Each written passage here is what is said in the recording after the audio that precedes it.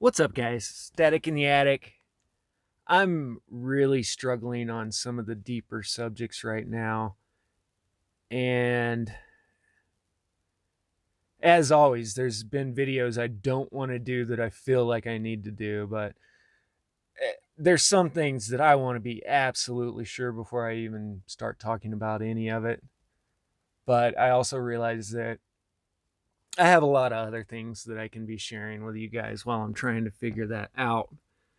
And I often forget that there's always new people on the channel and everything. And so hopefully I can help kind of get everybody up to speed on things a little bit.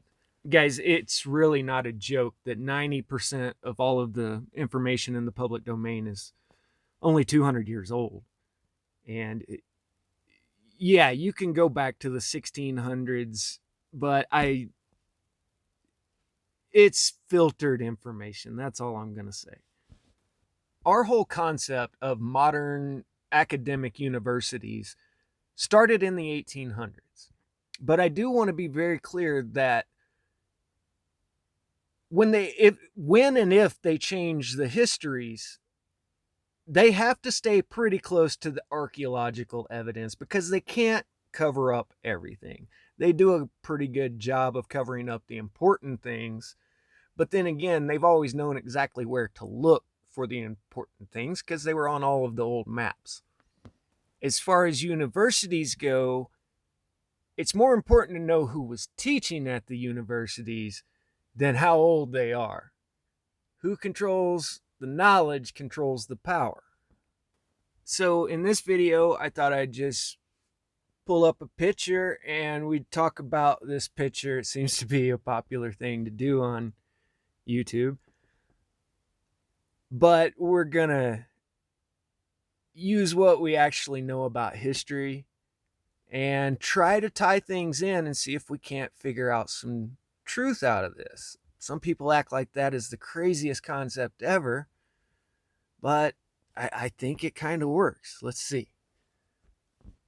This is Voltaire's very Roman funeral in 1778 in France. France is very important here. And we will go through this picture piece by piece and make sure that this is a Roman funeral. But first, I want to point out that that funeral was in 1778. And the fall of the Roman Empire was 500 AD at the very latest that you can actually count it. Now, notice how right in the middle of the Western Roman Empire, you have Celtic Gaul.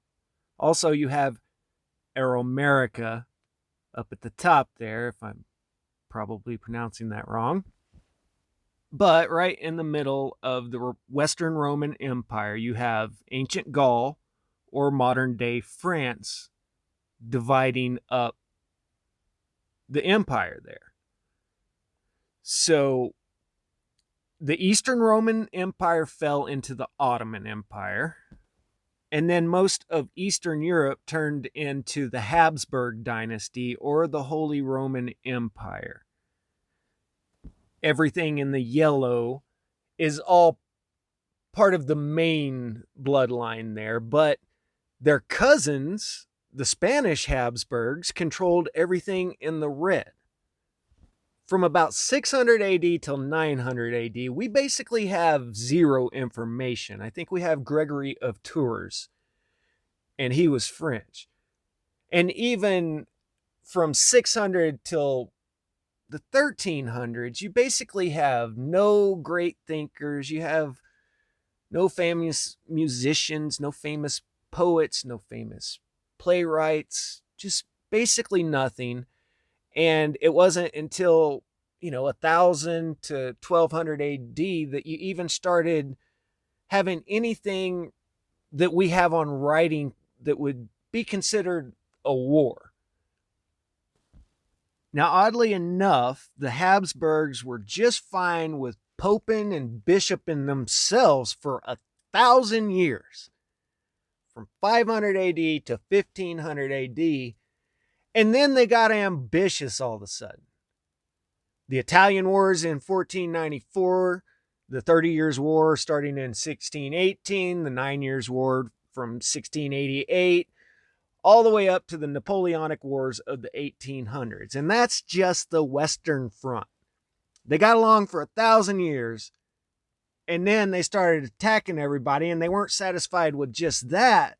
They also went on the Eastern Offensive and started attacking the Ottoman Empire in 1526 and started the Habsburg-Ottoman Wars.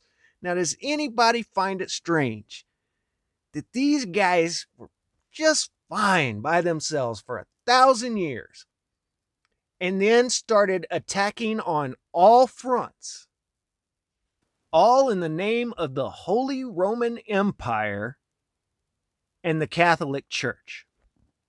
Meanwhile, in the ancient land of Gaul, modern-day France, after 1,000 years, Victor Hugo is writing about the Roman gods like they're standing right there.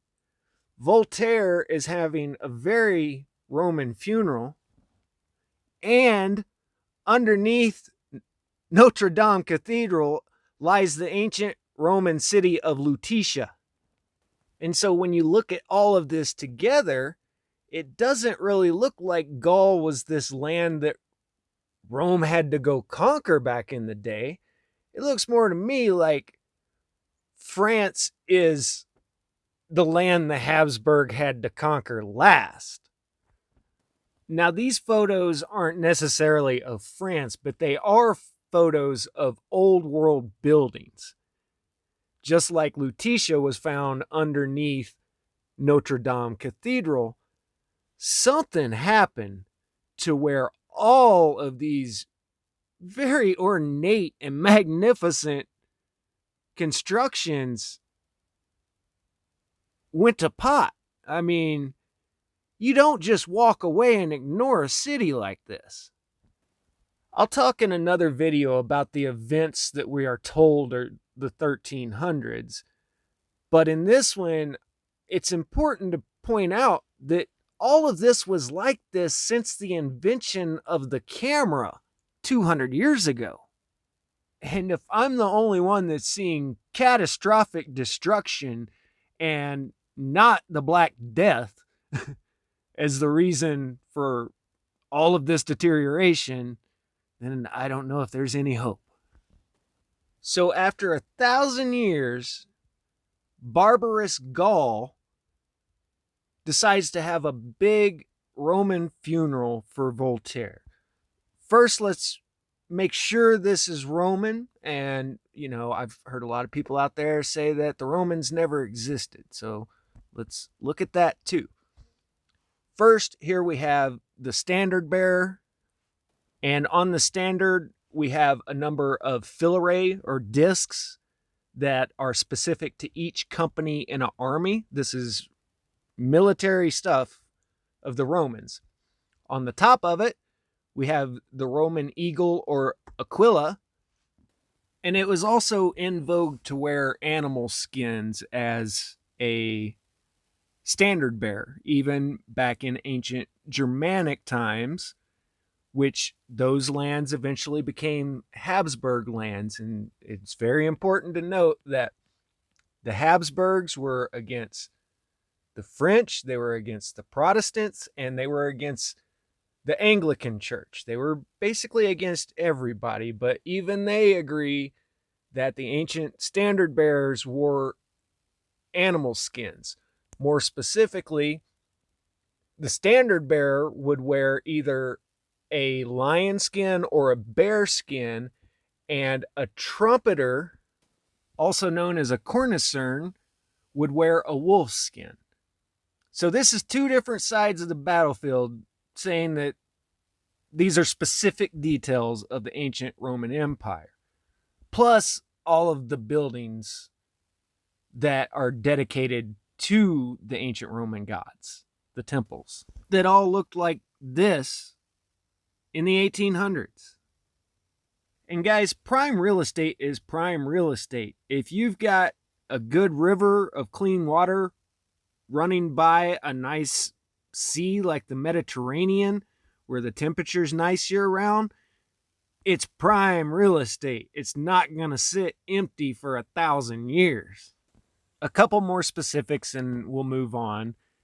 In the background there, you can clearly see a Roman helmet, and to be more specific, that's either an imperial italic helmet or a ridge helmet used from the 1st to 3rd century, and then the ridge helmet was 5th century, all late antiquity, and we're all familiar with these from the Hollywood movies. Also above the funeral carriage, hey, Voltaire was a national treasure. So, of course, he is going to be crowned with a laurel wreath. A laurel wreath is signifying victory or accomplishment. And I was once taught by a man much wiser than myself to never rest on your laurels. One of the most amazing accomplishments of Mr. Julius Caesar is having his statue last for 1,000 years in this abandoned area here with the letters SPQR at the bottom of the statue. That stands for the Roman Senate and the people.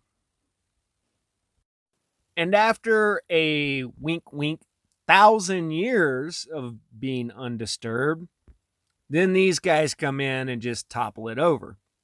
Now, if you want to know what this reminds me of, let's look at the Gulf War. A lot of us are old enough to remember the made-for-TV Gulf War and how the newly, quote-unquote, liberated Iraqis all rushed to the town square to topple down the statue of the evil Saddam. But what they don't show you is the military and the press corralling in about 100 people around the statue for their photo ops so that they could sell their war. What they also don't show us is all of the ancient and probably sacred monuments that were destroyed with the billions and billions of dollars worth of bombs that we dropped over there. But before I get too far off point, let's get back to this whole idea of the Romans in general and them having a funeral in 1778 that is obviously a Roman funeral. Guys, I have literally questioned everything that I can think of to question. And right here would be this question.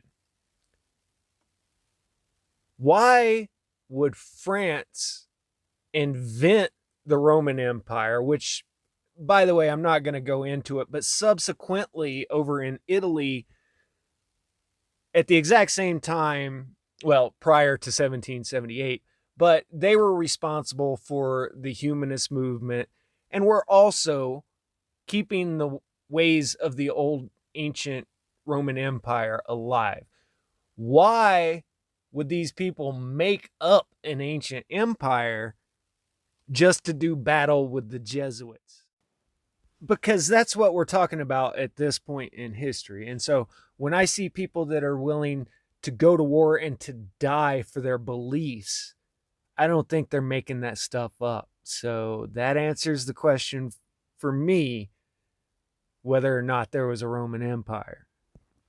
And if you're new on my channel, yeah, I do question everything because I've caught them up in a lot of lies. So I don't take very much for granted. So let's back up to Protestant Reformation, where I have a letter I'll have to show you guys sometime. But it's John Calvin accusing the church of pedophilia all the way back at the Protestant Reformation. Now, for some reason, the Knights Templar had gained a lot of power around the 1300s. I would push that much closer in our history, though. But the French people didn't like the Catholic Church. You can read some Victor Hugo on that. The Jesuits were expelled by 1764. In 1789, the Declaration of the Rights of Man and Citizen proclaimed freedom of religion across France. They seized all the property and the lands that were held by the Catholic Church and decided to sell them. And then they subordinated the Catholic Church under the French government, which is still why the French government has control over Notre Dame Cathedral. I guess that they're still holding a grudge about the whole let them eat cake story of Marie Antoinette that the Jesuits were circulating and started the revolution. Just to do a short list, they were expelled from Portugal in 1759, Spain in 1767, same year all of Spanish America. In 1666, after the Great Fire of London, Titus Oates accused them of setting the fire. The Gunpowder Treason Plot of 1605, where conspirators conspired to blow up the king and the queen of England. And the amazing thing is it took all the way up until 1698 for them to pass the Popery Act, which stated that any person who apprehended a popish bishop, priest, or Jesuit who was then prosecuted for saying mass or exercising any other part of the office or function of a popish bishop or priest within these realms was to receive £100 from the sheriff of that county within 4 months of the priest's conviction. In effect, it placed a bounty on Roman Catholic priests. Section 3 expounded on this legislation, saying that any clergyman or layperson that ran a school take upon themselves the education or government or boarding of youth, then they were on conviction liable to perpetual imprisonment at the discretion of the king, despite its severity. So in no uncertain terms, and even with a bounty out in England, these people were not to teach anyone anything. Now, who do you guys think has been in charge of our compulsory education system since it was instated in the 1900s? And then they managed to weasel their way back into England by 1778. They got the Papist Act passed. But then this caused the Gordon riots 2 years later, in which the violence of the mob was especially directed at Lord Mansfield, who had objected to the various prosecutions under the previous statute. So he was not convicting these people of their crimes of teaching, guys, teaching. That's how destructive these people have been with erasing history and teaching. So to recap everything, we've got a very Roman funeral happening in 1778 in ancient Gaul that has been sitting here for 1,000 years. All of a sudden, the Habsburgs get ambitious, decide to attack the Western Front. They decide to attack the Eastern Front. The Spanish Inquisition had been going on this whole time in Spanish-controlled Habsburg lands. The French had been supplying munitions to the American Constitutional Army and also running interference out in the oceans and disrupting the British supply chain. Also, they were in the middle of the Anglo-French Wars. They formed the French alliance with America, and somehow we wound up with a very Freemasonic early America. And if you have learned anything from this video, I hope that by this point in history, the Catholic Church had been up against basically everybody, and that Freemasonry started as a secret society under the radar of all of the churches and wound up being a big part of early America. I want to stress early America because things have changed a lot since then. And that everything filtered down to those factions after enough time had elapsed for them to regroup, get their armies together to infiltrate other lands and other governments, after what we're getting told is the Black Death of the 1300s. And once again, the Black Death does not make cities look like this. Something really big happened. And I will get the video out. I'm sorry if things are out of order here. I'll go region by region and list how we have earthquakes and tsunamis and volcanoes and rapid shifts in the climate to where regions shift from tropical to arid, like the American Southwest. Chaco Canyon dried up. Guys, it's all there in our historical record. It's just they've confused the whole story. And when I look at photos like this is ancient Greece, a photo of the ruins of ancient Greece before anybody's even gone in and cleaned up. Are you kidding me? This was 1,300 years from 500 AD up until the invention of photography in the 1800s that this set like this.